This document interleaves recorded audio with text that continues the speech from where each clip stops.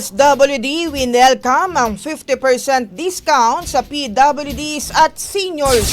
Brigada Katrina Honson, ibrigada mo. Brigada Live Report.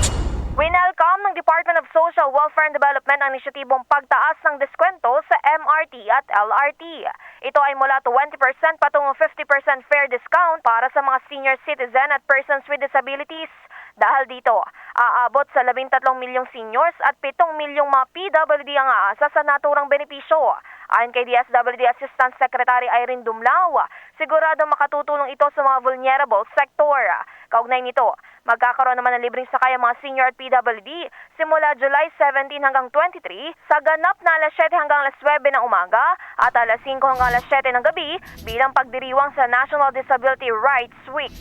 In the heart of changing lives, ako, si Brigada Katrina Honson ng 105.1 Brigada News FM Manila, The Music and News Authority. Ang bahaging ito ay hatid sa atin ng PowerCell Salabat, ginhawa ng bawat nangangarap.